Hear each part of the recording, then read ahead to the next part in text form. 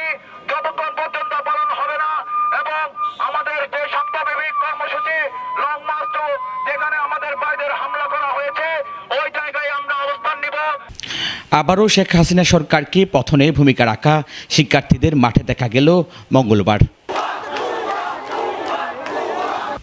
এদিন বিকেলে কক্সবাজারে তারা বিক্ষোভ মিছিল পথসভা করে শহরের গুরুত্বপূর্ণ পয়েন্টে। বিক্ষোভের কারণ আন্দোলনকারী শিক্ষার্থীদের হত্যার বিচার, সংখ্যালঘু সম্প্রদায়ের উপর আওয়ামী লীগ ও শরিক দলের হামলার বিচারের দাবি। সংখ্যালঘুদের উপর আওয়ামী লীগ ও এর সহযোগী মহাজোটের শরিক দলগুলো পরিকল্পিত হত্যা, ডাকাতি ও লুণ্ঠনের মাধ্যমে গণ অভ্যুত্থানকে বিতর্কিত করার প্রচেষ্টা অংশগ্রহণকারীদের দ্রুত বিচারের আওতায় আনতে এবং সংখ্যালঘুদের ন্যায্য দাবি মেনে নিতে হবে। তাছাড়া 15ই আগস্ট নাশকতা রোধে সারা দেশের মতো কক্সবাজারেও সতর্ক অবস্থান সহ নানান দাবিতে সপ্তাহব্যাপী কর্মসূচির প্রথম দিন ছিল এটি।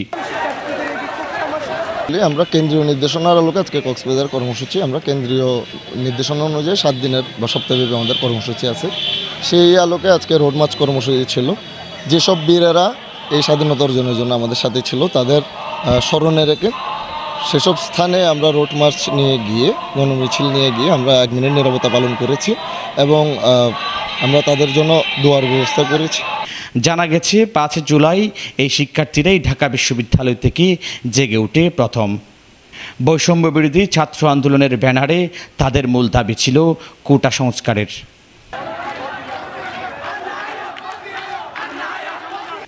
সময় গড়ালে এই আন্দোলনের দাবানল সৃষ্টি হয় সর্বত্রে, রূপ নেই ছাত্র জনতার আন্দোলনে।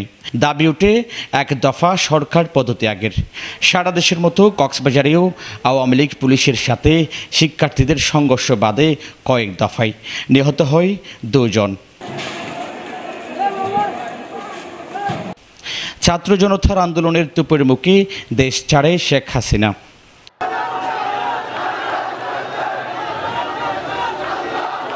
অন্তর্বর্তী সরকার গঠন হলে এবার শিক্ষার্থীদের নির্বিচারে গুলি করে হত্যাকারীদের বিশেষ ট্রাইব্যুনালে বিচারসহ 4 দফা দাবি নিয়ে আওয়াজ তুলে শিক্ষার্থীরা। প্রশাসন ও বিচার বিভাগে যারা ছাত্র জনতার অভ্যুত্থানে হামলা, মামলা এবং হত্যাযজ্ঞকে বৈধতা দিয়েছে এবং পেশিবাদী ব্যবস্থা বারংবার কায়েমের চেষ্টা করছে, তাদের দ্রুততম সময়ে অপসারণ ও নতুন সরকারে তাদের নিয়োগ বাতিল করে বিচারের আওতায় আনতে হবে।